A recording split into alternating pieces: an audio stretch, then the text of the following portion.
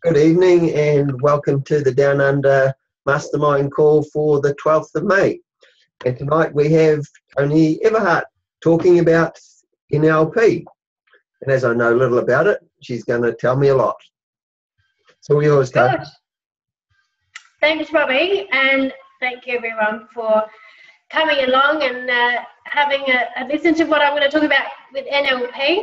Now, I don't know if anyone knows much about NLP, but I'll give you a little bit of background of how I got interested in it.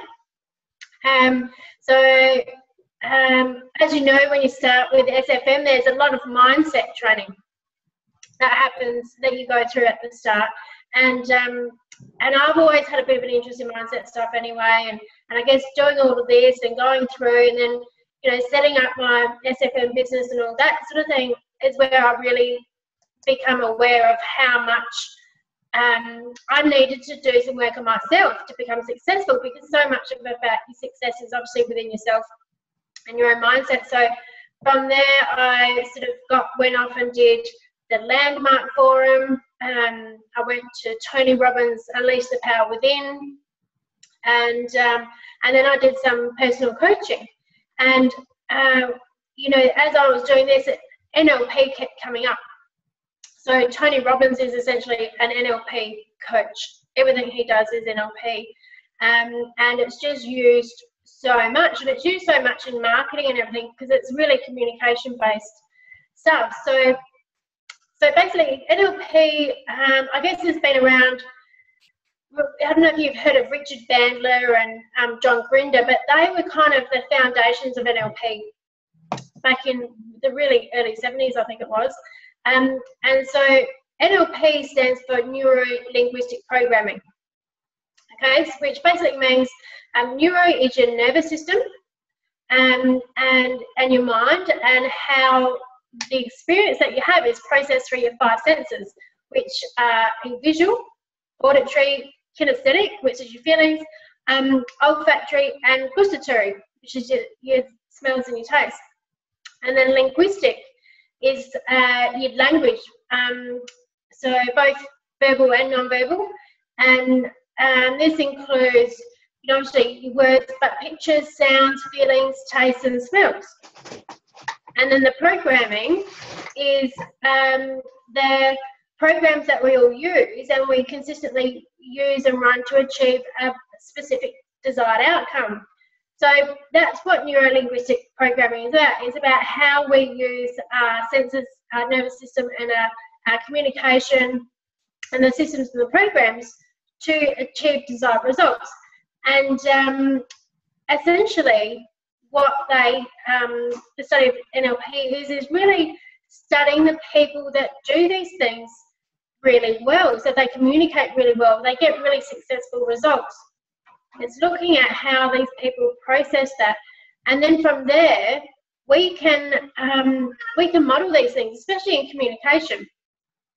So so you see, NLP's got a lot of sort of uses down through, you know, your own personal communication. Also goes into education and health. So, you know, there's a lot of talk about how much disease comes from your mind, because everything that's in your mind is in your nervous system. And so there's that whole sort of connection there. And then, so obviously it goes into, you know, in our success and our beliefs and everything like that. So what basically happens with the information, so I guess you might have heard, you know, perception is projection. So everybody experiences the world in their own way. So what happens is that every day you're getting bombarded with something like between 2 and 12 million bits per second of information. And they're thinking now, with the amount of social media and everything that we have, it's probably even higher. But for all that information, we can only actually take in about 134 bits per second. So you can see there's a whole heap of, and that's my cat there, so I'll pop her out the way. So you see there's a whole heap of stuff that's going around us all the time that we don't necessarily have any kind of perception of. Okay, so what happens is all this information comes in and we have filters that distort, delete, and generalize. We'll get her out the way. Come away, Rosie. She wants to come on the call. So these filters distort, delete, and generalize all the information that comes in and leaves us with our own experience of what we perceive the world to be. Okay, so and part of this system is the RAS, which is the reticulated activating system, I think it's called. And this is where it really comes into play, where you talk about whatever you're putting your thoughts most on is what you'll find more of. So it's like if you are thinking about a green car, right, and you think, I want to get a green car, all of a sudden you'll start seeing green cars everywhere.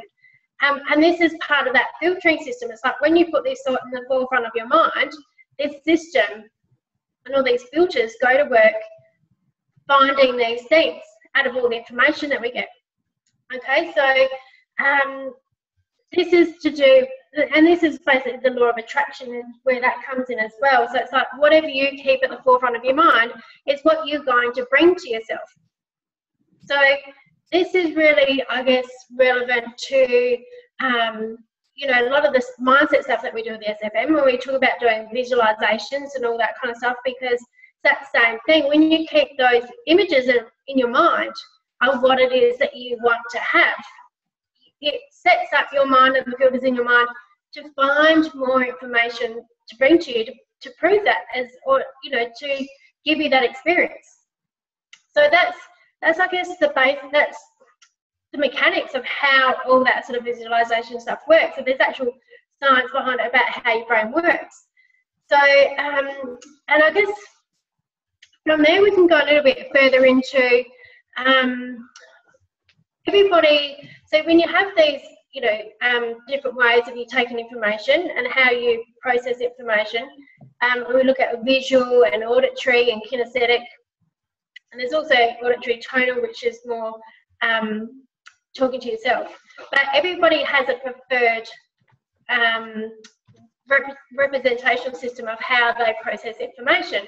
Now, so for instance, people that are more visual will use words like, I like how that looks, I'm getting a really good picture of that, do you see what I mean, and those kinds of things. And then people that are more auditory are going to say things like, how does that sound to you, can you hear what I'm saying, and those kinds of words. And then the people that are more kinesthetic are going to be talking about how it feels, if they've got a good feel of it, and can they get a grasp of what you're saying.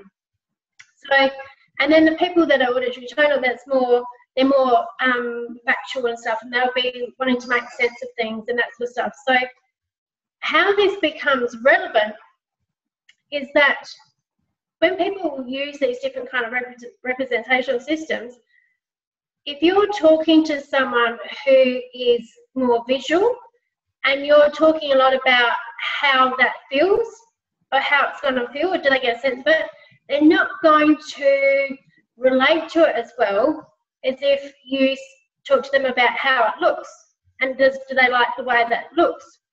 So this can come into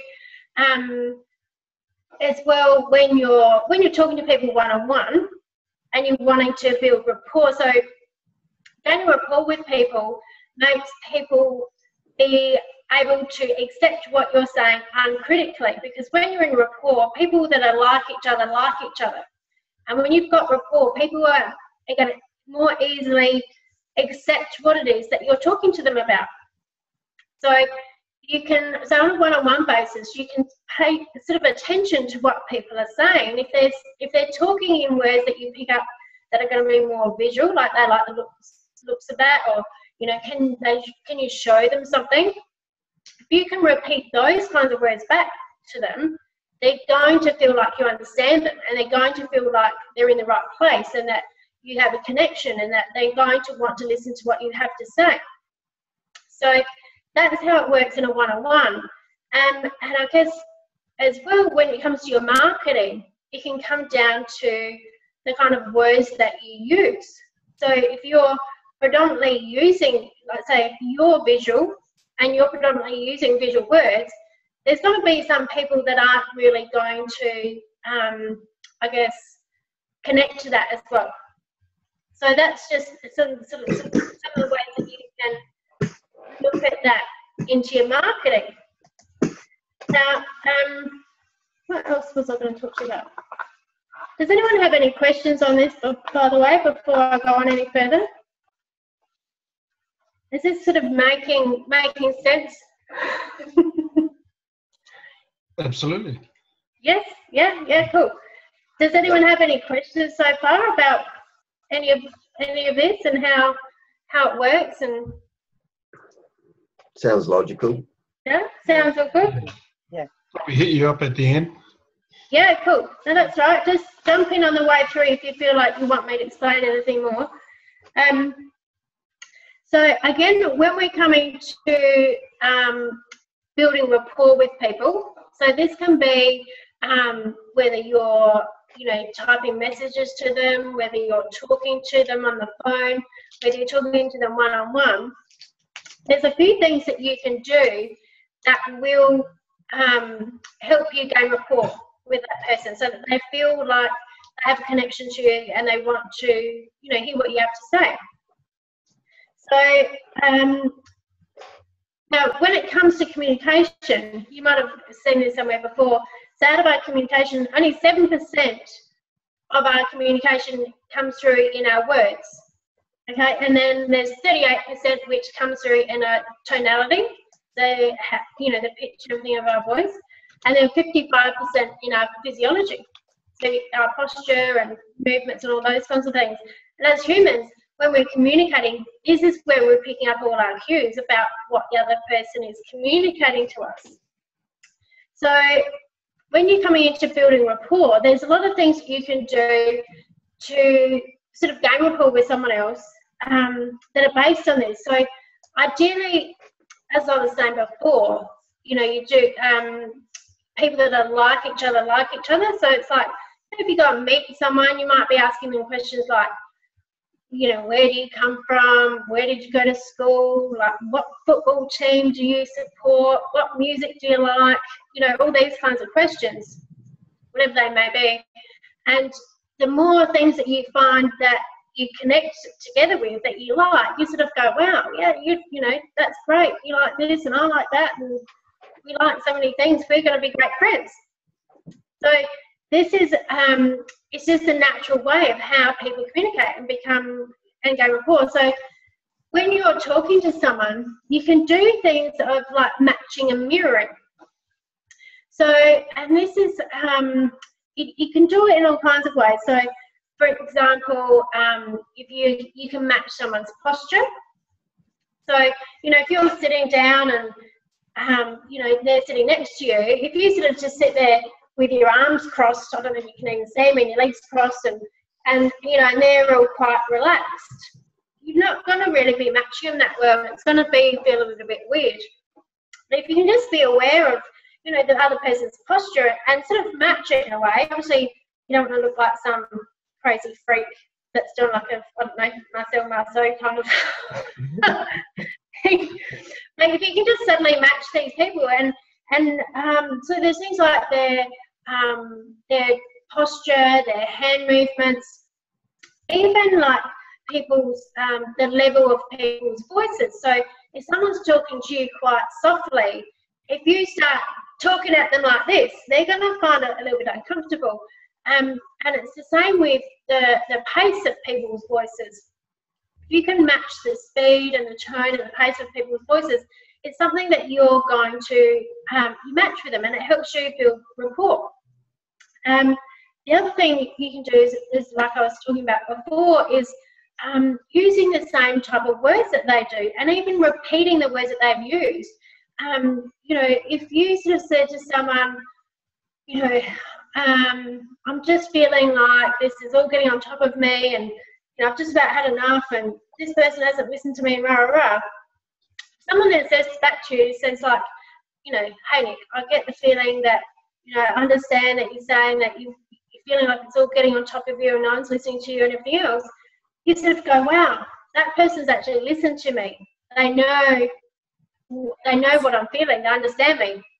And so you have that more of that connection. So it's a lot of really, really paying attention to the other person and noticing, how they communicate and what they do, and really paying attention to that. And that's how you gain rapport.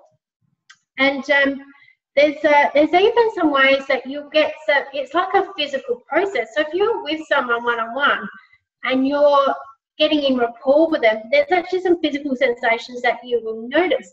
So you can start feeling some warmth through your middle section. You can start getting some colour change. So even from like sort of your neck up between either you or them, you can start feeling that warmth and that glow when you're really getting along with someone. You can get that feeling that you've known this person before.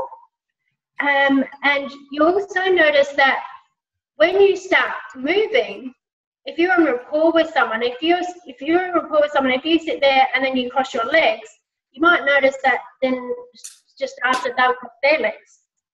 If you go and get a drink, just after that they might go and get a drink. And once you notice these things, you know that you're really in rapport with someone. And you probably have experienced this when you're talking to your friends. If you're sitting around with someone and you're sitting on the couch and you're having a good old chin wag and drinking a cup of tea, and you'll notice that you and your friend will start having the same sort of emotions and the same, you'll be talking at the same kind of speed, you'll be taking drinks at the same time, you'll be sort of shifting, follow each other, and that's a real sign of rapport. So once you can, start working out how you can use this and being aware of it, it becomes really, really, I'm just looking at this chat thing, becomes a really interesting sort of thing to be aware of. And it's not like it's any kind of magic or tricks or anything. This is what people do who are good at communicating, and they probably do it when they're not necessarily so aware.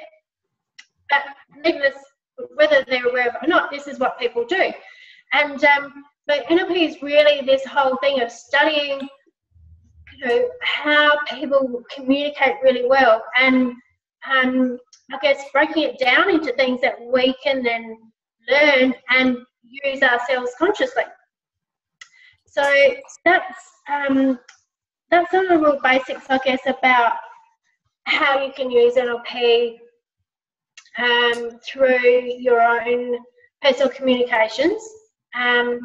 And like I said, this comes into, it's so useful for so many things. So whether it's your own personal communications with your friends and your family, your kids, your parents, whoever, once you can understand that everyone has their own experience of the world, and that they see things a bit differently, and you know how to understand or pick up on what that is, just makes it so much easier to communicate with everyone and to get along with people and to find, common ground where you can come to agreement. And,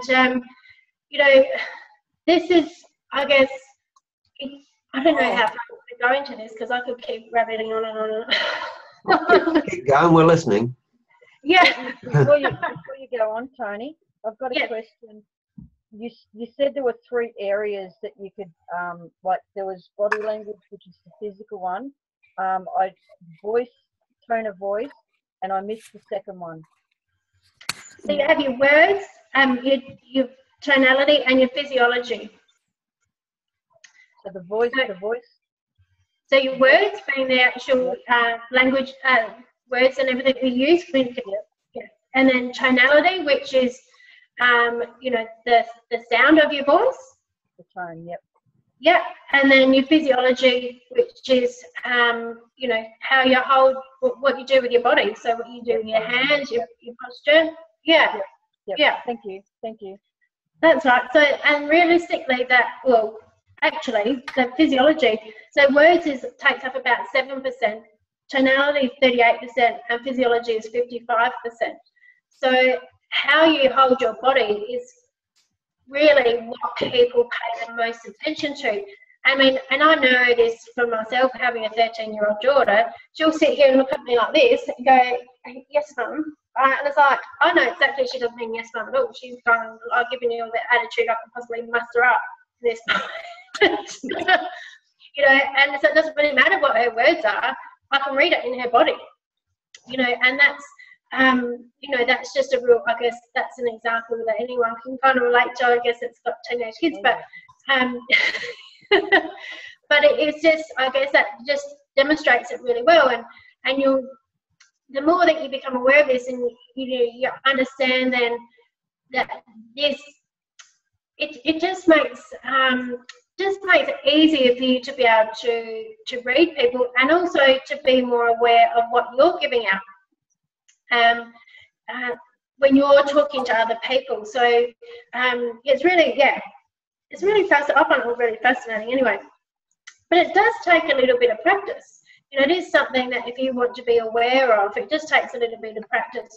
And this is, I guess, where, you know, it comes down to just being really mindful of, you know, the moment and how you're feeling, and you know, what you're doing within your body. And I guess this is, you know, this is the whole thing about mindfulness is taking that moment where, you know, you just center yourself a little bit and become aware of, you know, your own breathing, your own posture, and everything else that you're doing. And you start picking up on more stuff than you probably did before.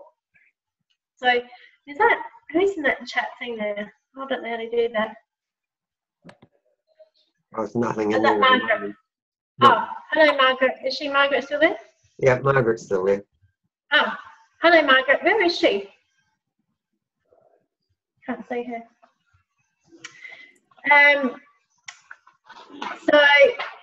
So do you use it on your daughter? Look, I must do, because she says, Mum, don't try and coach me. It sort of boils down to natural instinct, doesn't it? Yeah. Like Yeah. if you look at the animal kingdom, it's all about sight, smell, and body language, isn't it? So it's pretty much that's how, I mean, we're a form of the animal kingdom, really, and it boils down to the natural instincts, doesn't it? Yeah, absolutely. How we relate to each other. Yeah, absolutely. And these are all things that have, I guess, have come from, survival instincts and everything like that, and how, you know, we've learned to bond with people and, you know, communicate and everything. It's been part of survival. Well, Margaret and I have been touching on the instinct side of things, and just where you could be in, me being in the central of New South Wales, and there she is. a friend down in Victoria, and just the natural instinct and the connection of the bond that was made before you moved apart, and the knowing when another party's in danger or something like that. It's all about the body language, and Margaret and I have been touching base on that as well. Yeah, no, it's really good.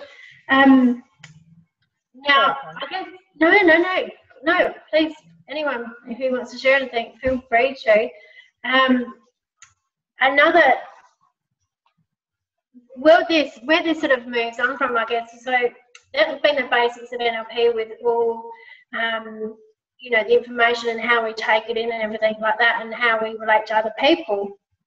Where this goes further on, and where I'm also really interested in using it with my coaching, is understanding that. So I'll tell you a little bit about, so a lot of this goes into your unconscious mind with NLP. So a lot of the stuff that we use, it's really about asking questions and doing different things that really go into your unconscious mind. Now, the unconscious mind has some prime directives, and so I'll run through a few of these. So it stores your memories, and it's generally, these are stored in relation to time. So everybody has a timeline of how they store their memories. So, for example, if you can think of something that happened to you when you were 10, for instance, think of that memory. You think of what direction that memory is coming from.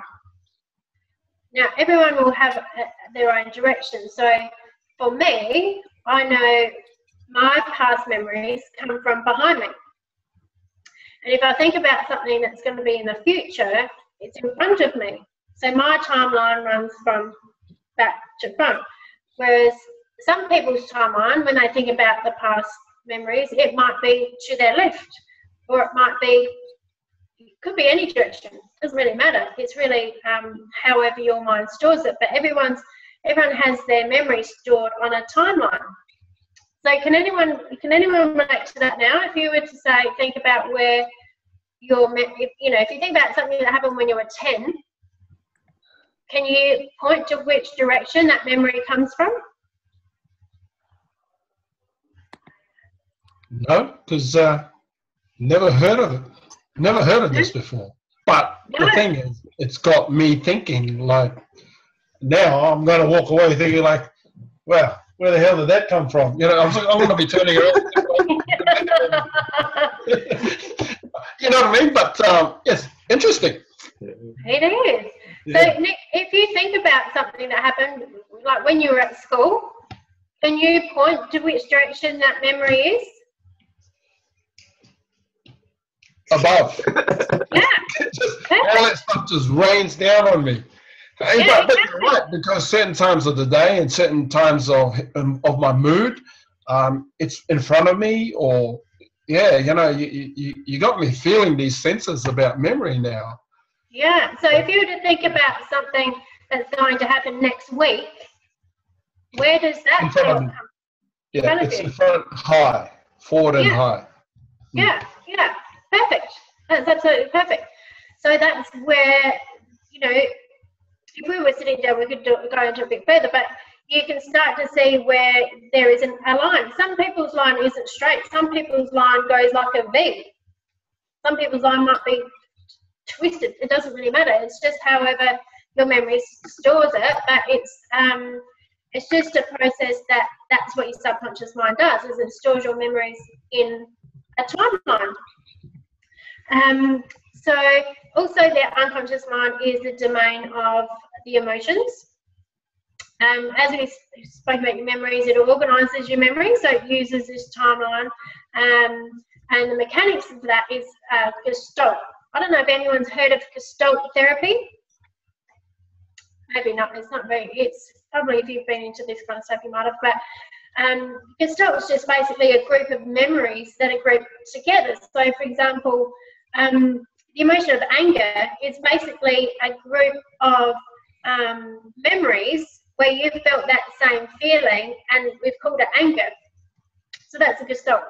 But the unconscious mind also represses any memories with unresolved negative emotion. So if something happened when you were a child and you didn't deal with it necessarily that well at the time, and there's a lot of negative emotion, your unconscious mind will actually repress that memory, so that it's not there tormenting you. It will repress it. And then the thing is, you know, there's part of this during NLP and timeline therapy where you can go back to these memories and learn from them as an adult. So, for instance, there's one really interesting thing I found for myself, and I've had this, it sounds really funny, but I've had this thing for most of my adult life, that I've just felt like someone was going to get me, right? Not any kind of paralysing fear, but, you know, I could be at home and before I go to bed, I'd have to check cupboards and behind doors and all kinds of things. Why I thought someone was going to be hiding there for 5 hours till I went to bed, I don't know, but I just had this thing, someone's going to get me, and I had to check lots of stuff. And anyway, I could not tell you what I thought this person was going to do to me or anything, but just someone was going to get me. And anyway, I found this memory of when I was probably 5 or 6. My brother and I were coming home from primary school. It had been like a parent-teacher night or something, and Dad was walking with us. And anyway, he was playing a game where he was chasing us, saying, "I'm going to get you." right? And it was dark, and my dad's a big man, and it was just a game, but it scared me. And anyway, Dad says he can even remember seeing how scared that I got that he stopped doing it because, you know, I was obviously terrified. And so anyway, but this has got stuck in my memory. This, I'm going to get you. And as soon as I made this connection, I went, oh my God, it even sounds like a 5-year-old's that, you know, voice. I'm going to get you. Someone's going to get me. And as soon as I made that connection, the fear was gone. It was just gone. Like, and I now live in a bigger house, and I've never once had to check the cupboards or anything before I've gone to bed. But you know, this is the kind of things that can happen. So things that can happen when you're a child and you've not necessarily dealt with them that well, or you know, there's been some kind of emotion there that was, you know, fairly overpowering or whatever.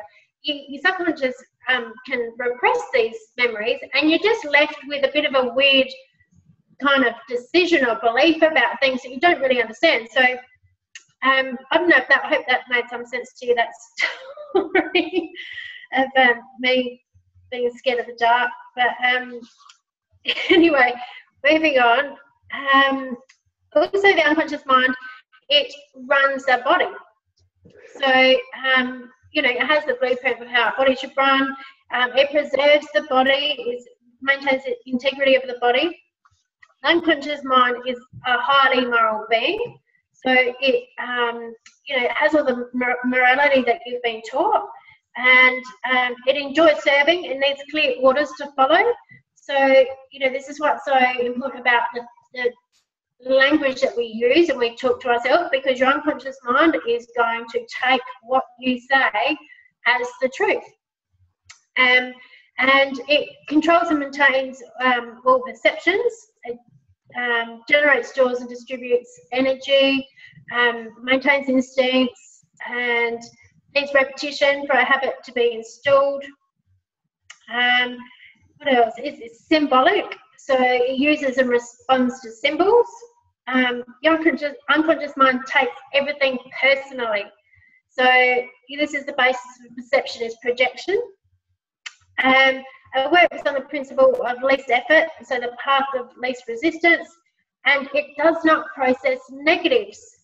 So this is why this is one of the really important things about when we communicate, and especially when we're talking to ourselves, is you need to talk in the positives, or say it how you want it.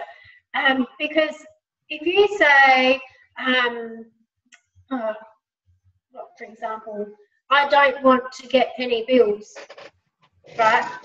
All your unconscious mind is here's bills. You know, and it's a bit like it's another one. Don't think of a blue tree. What's the first thing that pops in your mind?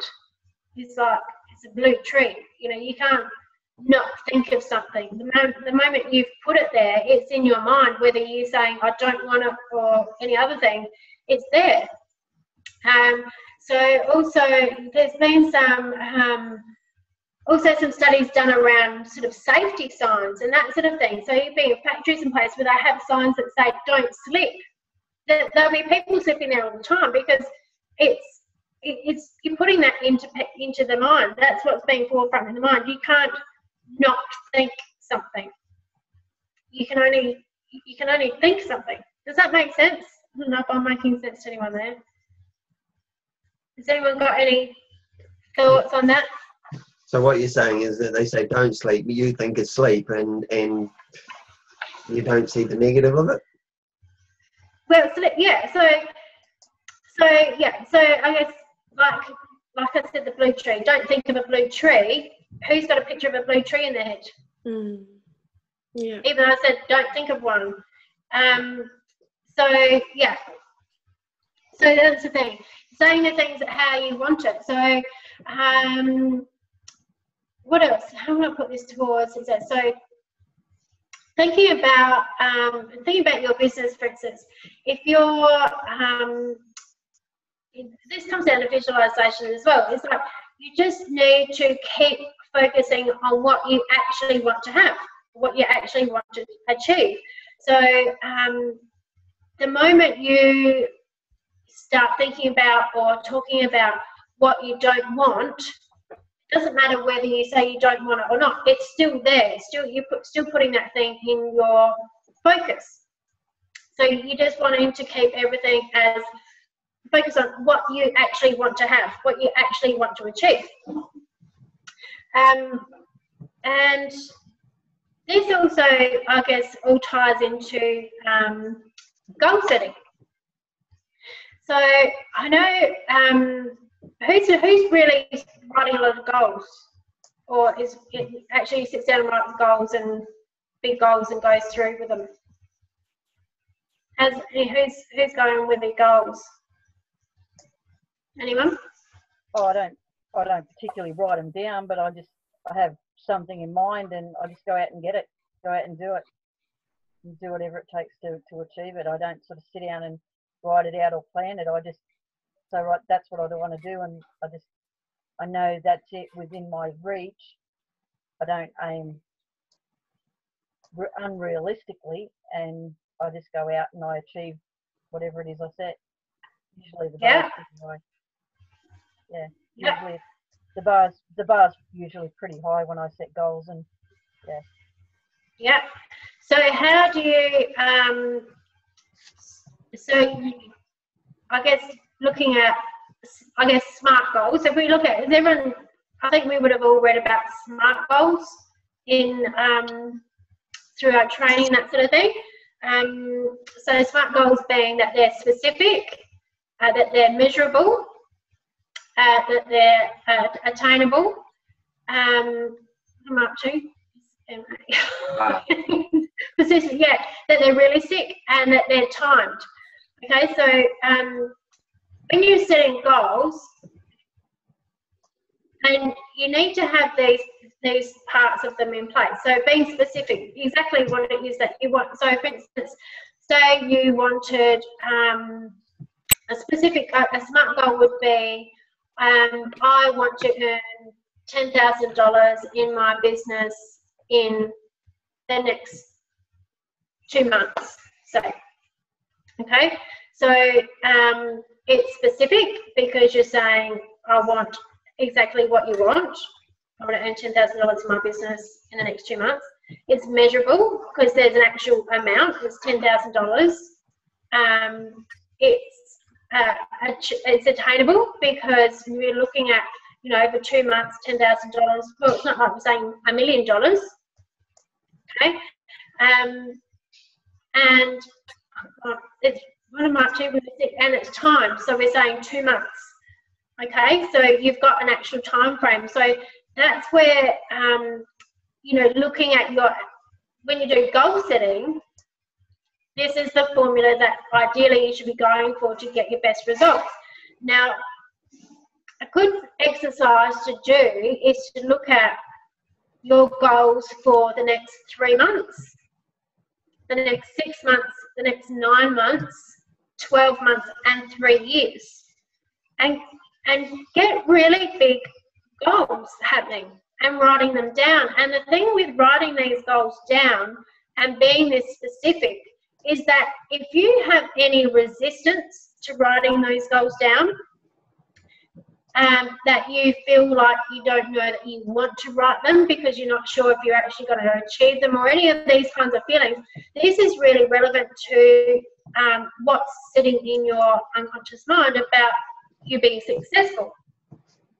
So it's a really, really powerful exercise to do. So if you can actually sit down and think clearly about, where you want to be in 3 years, where you want to be in 12 months, where you want to be in 9 months, 6 months, and 3 months, and write down specific goals, taking the time to do that, and taking notice of whatever comes up for you, because that's where it kicks in with your unconscious mind, and you can recognize areas that you could do work on, that you need to do work on to get past whatever it is that's stopping you. So this is a lot of the stuff that I also go into with my clients, and then there's different ways that we go through and sort of release those. So you'll have things like you can have limiting decisions. that are stored in your unconscious mind. So you might have a limiting decision that says, I can't get any sales. You know, that's a limiting decision. It's like, well, when did you decide that? So has anyone got anything that they want to say about that? Does that make any sense to anyone? It's pretty much the meta stories, isn't it? Just in a different way. Yeah. It's the same thing. Yeah. Because you're identifying what your blocks and your barriers are. So exactly the same, and then working through those. Yeah. Absolutely. Yeah. And, you know, you find a lot of these things do have a lot of similarities. So, you know, like sort of reading through Landmark and, you know, the Tony Robbins things and, you know, all the different meta stories and that sort of things. A lot of these things do have similarities. And, you know, I guess it really comes down to finding what you relate to and what's going to help you move through your own blocks. For me, I found NLP to be one of the most direct kind of things, and it's a real one-on-one process. You know, once you start learning how to work with your unconscious mind, you can just move so fast. You can just release things so fast. You can just really start getting clarity and moving forward on what it is that you want to do. So I guess learning about your unconscious mind and how you can relate to other people, communicate to other people, and understanding how everyone communicates differently and receives different things, I think is a really, really good place to start. And it's something that once you start doing that consciously, you notice a lot more things about other people. You notice a lot more things about yourself. And that's I guess that's probably about as much as I have to share with you today about that. But is there anything anyone else would like to know about? This is good. Any other questions? Well, what you presented here is absolutely amazing, because we're all on this journey and we're all growing and developing in our own different ways.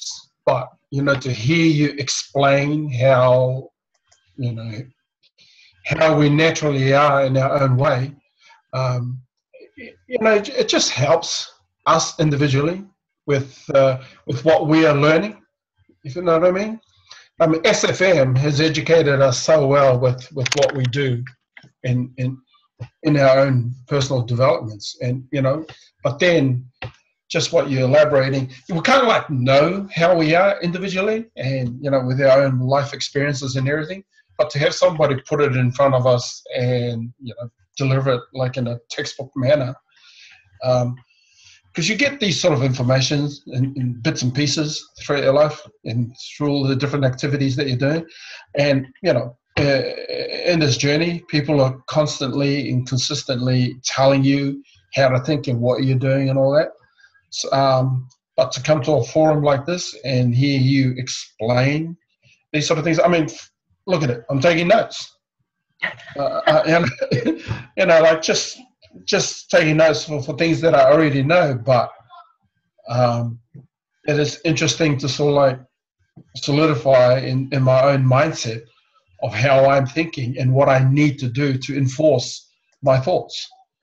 So it's really good. You know, it just, I mean, it gives you a good idea of understanding why Tony Robbins and all those sort of people like Tony Robbins are the way they are. You know, when you talk about NLP and you explain what it is, it's, you know, if you have to get a textbook on Tony Robbins and then all of a sudden, you know, Tony Robbins is just himself, I suppose, through practice in his own life of delivering and giving, you know, pretty much what you're trying to do with NLP.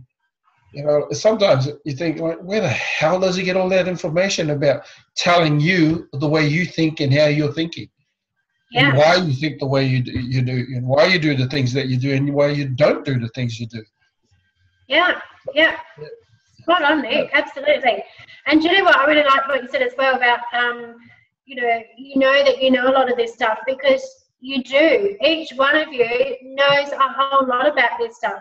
You will, over your life experiences, have really picked up a lot of this stuff, but might not necessarily be consciously aware of what it is.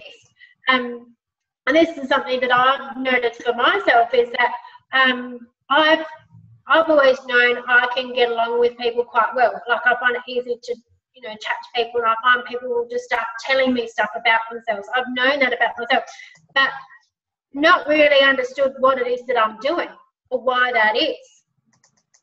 And once you start learning this, you go, oh, well, obviously I do some of these things. Everyone would be doing some of these things, because you do learn it. But it's just, NLP just gives you the real mechanics of it, and it just gives you something that you can, I guess, grasp and understand and get a really good picture of, and be able to then replicate it more, consciously. And so, brilliant. Really good. Thanks, Nick. Oh, that's awesome. You also kind of hear things differently at different stages of your journey, don't you? Like you were saying that we would have already known a lot of this stuff, but you hear it differently at different times, where you're at, kind of thing. Yeah. You know what I mean? Like, I'm taking this in so differently to what I would have 6 months ago or 2 years ago. So it is really good. Yeah. That's a really, really good point as well, Debbie, because, like I was saying, Tony Robbins, for instance, so he's basically NLP, and I have a lot of his books on audio, and, during the time that I've, learned all these things, when I go back and listen to him now, I go, oh my God, I couldn't hear half of what he was teaching before. Yeah. You just hear so much, and it's that, it's that, the whole thing as well. We were talking about when the information that comes into you and all your filters, and there's always so much more going on around us than what we necessarily can take in. It's when we learn these different things and it adjusts our filters a little bit, we see different things, or we receive different things. So yeah, absolutely. And it's just you, when you're talking about a lot of the stuff we do, because my partner and I were actually talking about this last night, that you do actually just mirror people's energy naturally too, don't you? And that's kind of just I guess just evolutionary thing, that if someone is talking in a certain mannerism, you actually do unintentionally often just mirror it. Yeah. But it is good to be intentional. When you're aware of it, you can be a bit more intentional about it. Yeah. Yeah, and good. You do. It's really easy to do with people that you find that you have things in common with. Yeah. And once you understand what that is, you can then use it with people that you may find that you're not necessarily, you find it a bit harder to get along with it. And then you can sort of go, well, maybe I'm not really getting along with this person so much because we just have different representational systems. They see things or communicate things a bit different to me. So it feels like we don't get along. However, if I can be aware of that and start paying more attention to them and what it is they're doing, I can then match that, and we'll get better rapport. Yeah. One of the greatest things that I heard through NLP is the person with the most behavioural flexibility controls the situation. Okay, so if you're coming into a situation and you're prepared to keep changing and changing and changing and changing your tactics or your how you're moving forward with it, you will find something that fits and that works. And the person, this is why as well that kids can sometimes rule situations so easily, because a kid will throw themselves on the floor and wave their arms and legs around and scream blue murder, right? And so next thing everyone's like, let's just sort this kid out and do whatever and move on, and so they're controlling the situation because they don't care, they'll do anything.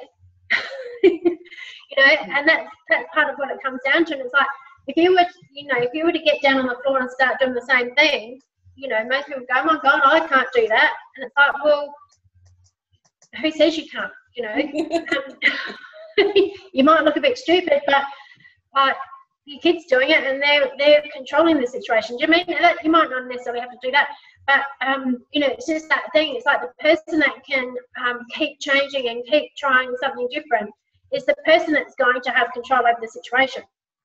So, you know, if you sort of sit there and go, no, this is how I do it, and you're like it or lump it, well, generally you don't have a lot of control over what's going on, you know. So yeah, that's part of that whole thing. It's like really, yeah, being able to be aware of other people and being able to change yourself. And it's also, you know, another one of the great things I heard is that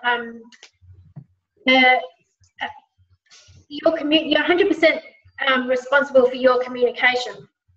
So if you talk to somebody and they're not getting it, you can very much go, well, you're not understanding what I'm saying. There's something wrong with you.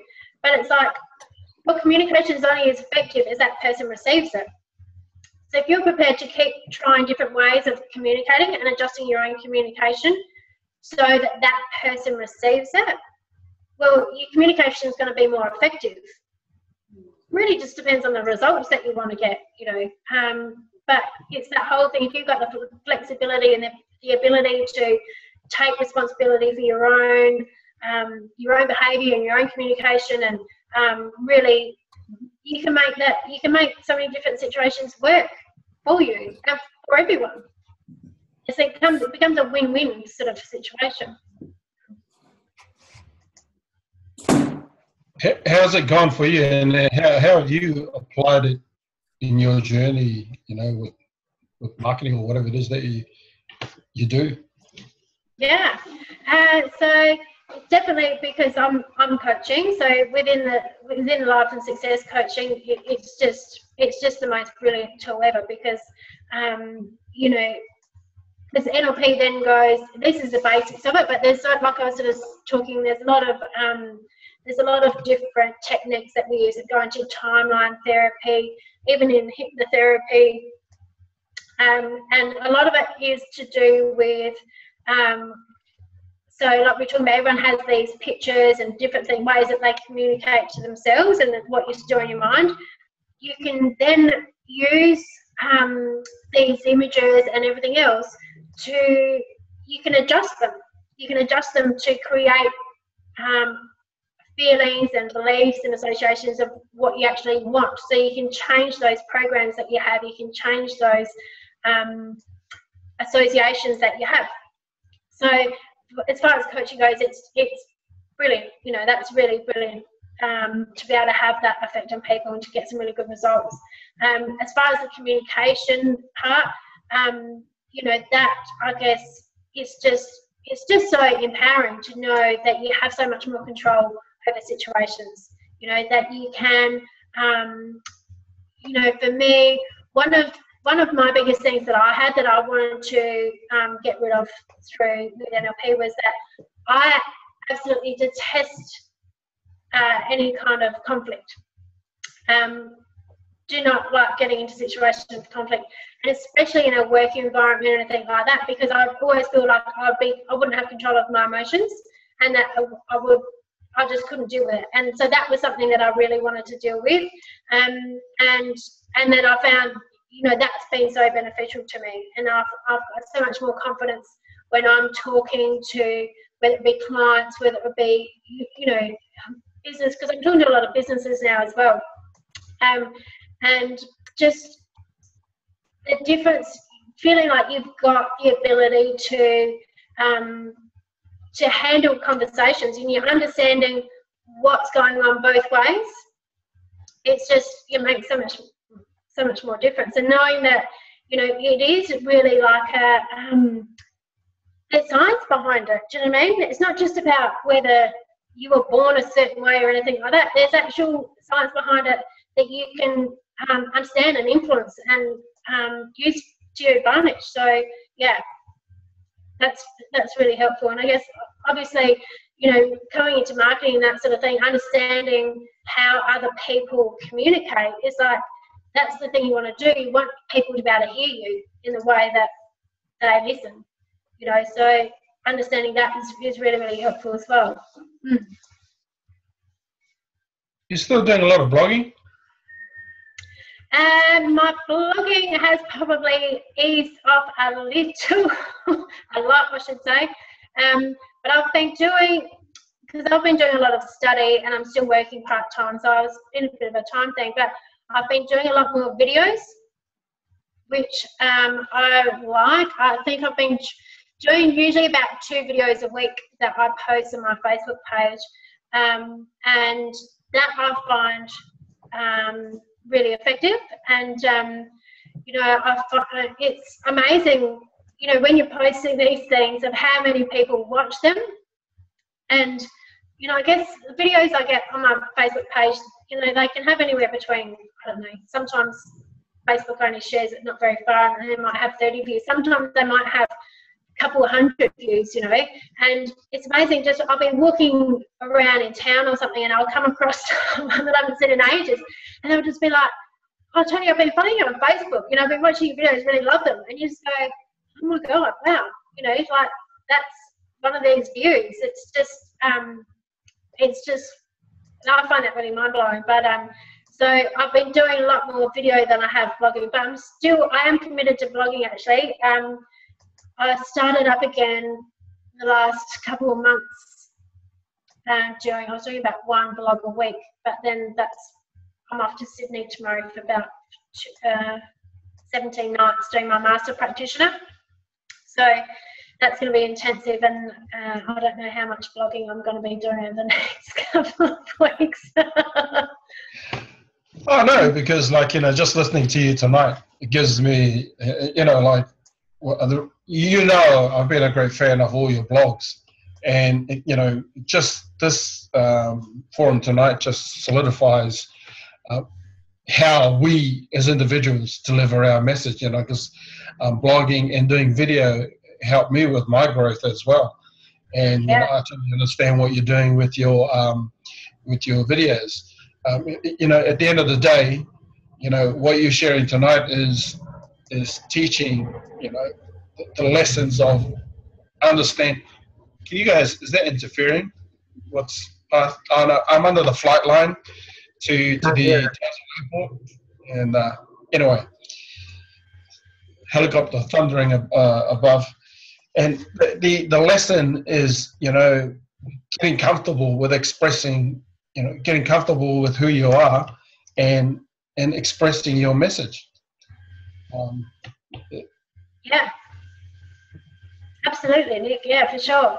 And thank you. And you have always been very supportive of me, and I appreciate that, Nick. Thank you. And I think, you know, you do some really wonderful work as well. And I think that's what's brilliant about the SFM, is that the amount of people that come out and really start, you know, speaking out and giving out their message and having their voice heard. And I think for me, that's been a really amazing thing to do. I don't think I even knew what blogging was, to be honest. 2-3 years ago, I was like, I know people do this blogging stuff, I don't really know what it is, but yeah, I do. I really enjoy it, and I think it's a fantastic way to, you know, because everyone's got something to tell. Everyone's got their own life experience. Everyone's got something to share and something to teach. You know, there's a book I've read called The Values Factor by Dr. John Demartini. If you haven't read it, I would check it out, honestly. And he really talks about people finding, you know, what it is their passion is, and turning it into money-making things. So, like, for instance, there was a lady, there's a bit of an older lady who really liked dance and she really liked travel. And he's like, well, there's a way that you can turn this into a business. And she's like, well, who's going to pay me to dance? You know, I'm a bit older, a bit overweight and whatever. But, you know, through this process, she ended up becoming a travel guide that took people overseas on dance holidays, you know, and made loads of money out of it. So he says this is that whole thing. It's like, whoever you are and whatever you love doing, there is something in that worth sharing. There's something in that there's a value to other people.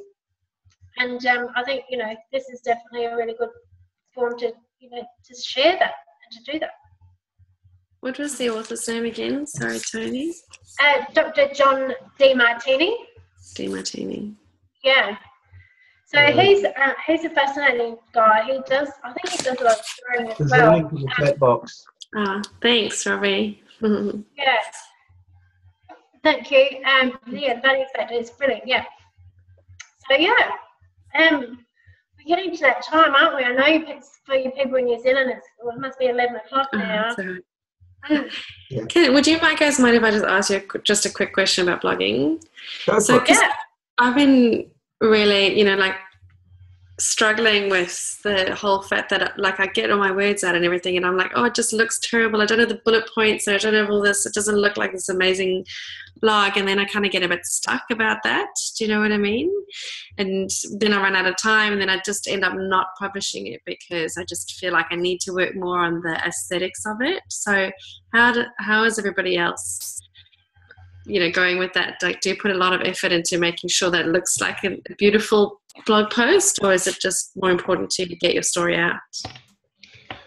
I think sorry, Nick, go on.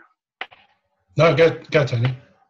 I think for me, I try to keep it pretty simple, really. I think as long as you don't have two massive blocks of text, do you know what I mean? Like, you break your text up a bit and maybe put in the odd heading and maybe some bullet points.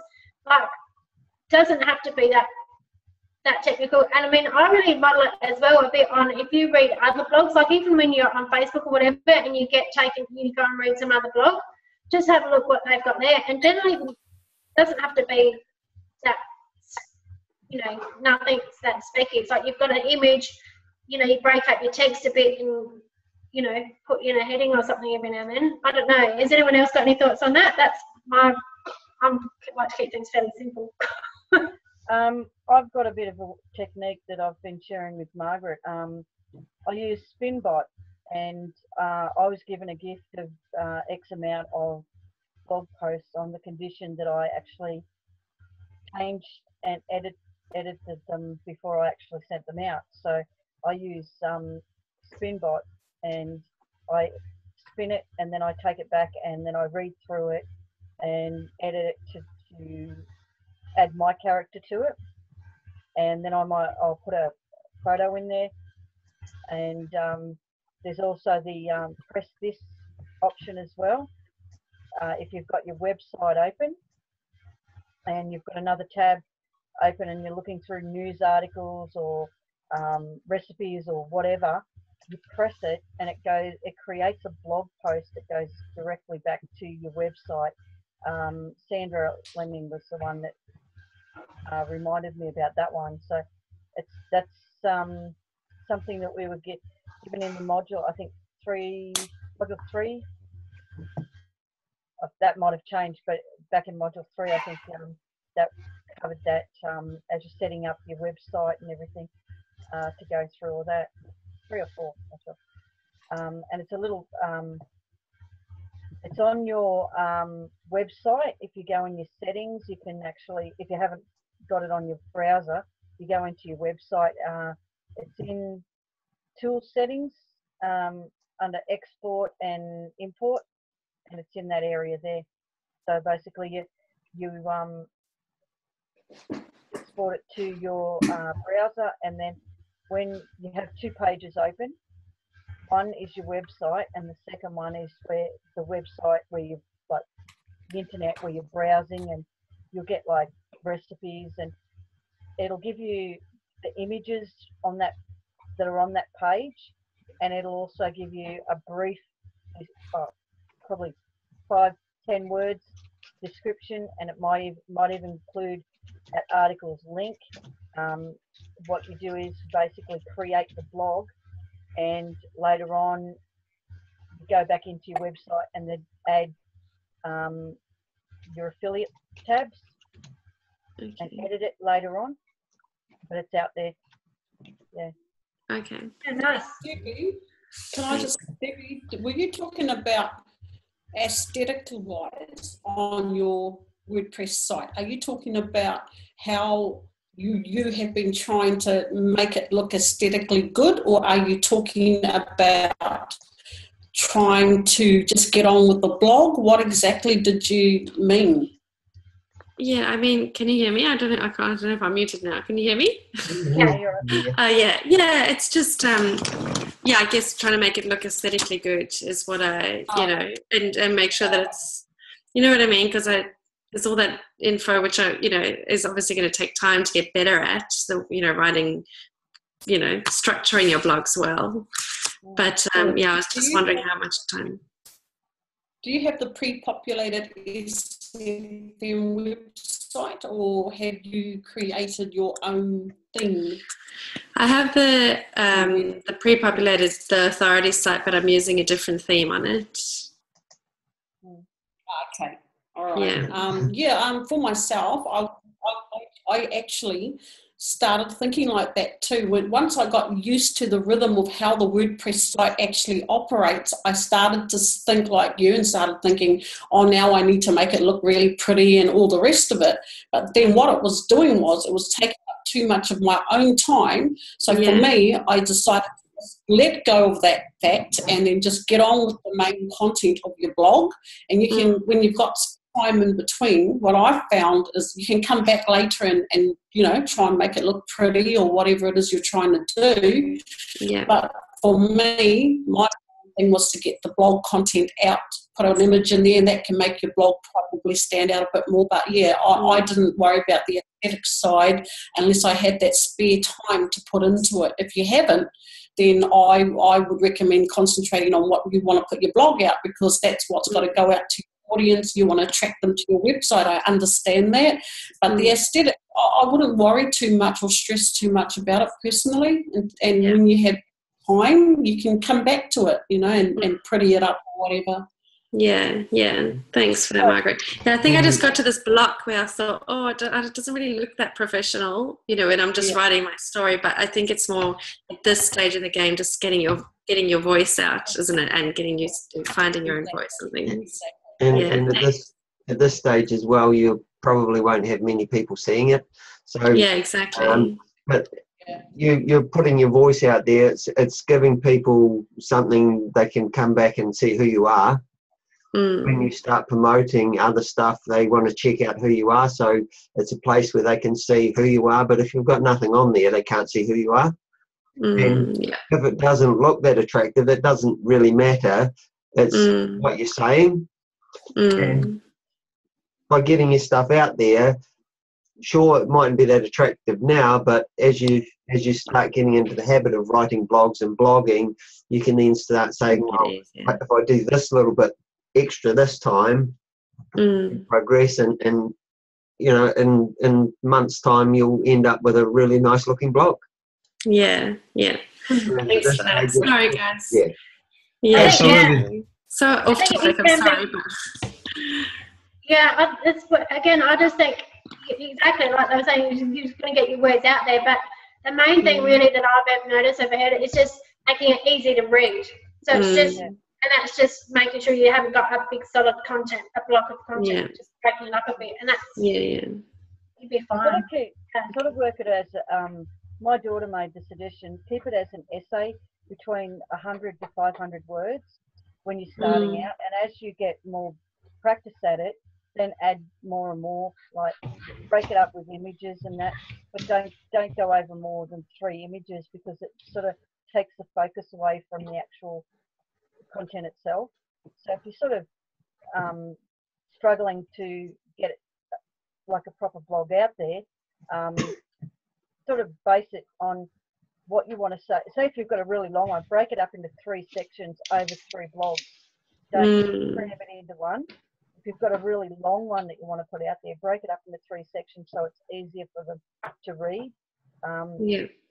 My daughter suggested 100 words, and then increase it to the 500, like a bit of an essay kind of format. Which is how I started out, and I think I've got about 72 blogs out there now. Oh, really? Oh, good work. Also, at the end of the day, everything you put out on your blog relates to you. I mean, look at me. When I started, I only just had a picture there, and I had no idea what a blog was. Yeah. like I said, I follow Toni, and just being engaging with each other, I learned how to simplify it and simplify things. But at the end of the day, what you're asking tonight is perfect and in great direction, greatly related to what we're doing tonight. And just your words of resistance, of being indecisive, or how it's just you've really put blocks in front of you, and all of us are sitting here, and there's a lot of people are sitting out there just now curious what you're blogging. So the bottom line is, we just want you to put it out there. Nobody cares about that. Nobody knows who you are. That's what I've come to learn, that nobody knew who I was, and in the end I just realized, well, it's who gives a shit? Just start writing, and just basically you're talking in your own words. Even when you go looking for blogs or looking for articles to blog, you're not going to look for, you'll be looking for things that you like, because at the end of the day, the people who connect with you are exactly the kind of people that we're talking about tonight on Toni's forum here. It's about how you connect with people. What is it? Neurologically, with words and in your physical presence, and with blogs, it's your word presence. It's nobody cares. It's how the person absorbs your story for the day. It doesn't matter. Even when you get somebody else's blog, or some other blog, and it looks good, people are gonna, if it doesn't match with the kind of person you are, it's not gonna connect with people, because you can post anything and people are gonna pick up whether you're false or not. How you put yourself at the end of your words and everything, the articles, people pick up. Yep, that's right. Always, you can always break it up with a video as well, and then the content can relate to your video as well. So that you can break it up.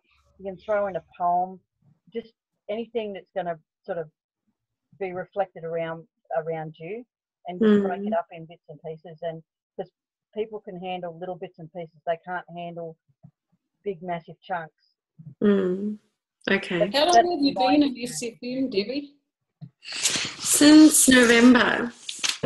I am blogging. I'm making it sound like I'm not. I am blogging and broadcasting and doing my ads and things, but this has been like a block for me this week, feeling like, I just don't know if I'm looking as professional as I should be, especially when I'm looking at other people's blogs. And so it's just been a bit of a blocky kind of week for me, So I just needed to hear what you guys are saying about just get it out there. Cool. It's all a learning process, isn't it? That's what it's all about here, It's about being able to feel free and open to ask the questions that you want to know. Yeah, thanks, guys. And it is okay if you take a couple of days off. What's that? Sorry? It is okay if you take a couple of days off. Yeah, that's true. Because everything else just keeps running with it. And you can also take one of your early blogs and refresh it. If you're getting a bit of a mental block. I don't know if you know about Spinbot either, Debbie. That's something Terry got me onto, although I will admit I've never used it yet, because I do everything on my own head. However, it is a handy tool to use if you want to grab an article, put it into the Spinbot, and it'll just respin the content for you, and then you just go back and edit it according to Terry. And so it sounds like it works really great. I've never used it, but I think it's a handy tool. Yeah. Okay. Say for example, 12 months ago I put a blog post out, and like yourself, I've drawn a mental block, and I'm like just so overtired, juggling family and business and everything. I'm just like, well, what am I going to put out there? And I've gone and I've got that blog from 12 months ago, and I've spun it. It's basically, it changes it's the same blog, but its wording is different. So then you just go through and you just basically fix it up so that it still has meaning to it, and it's still about you, and it's still part of you. So you might want to suggest to Debbie how to get it. Is it? I can send you the link. Yeah. That'll be cool. Thanks. Yeah. Thanks, Terry.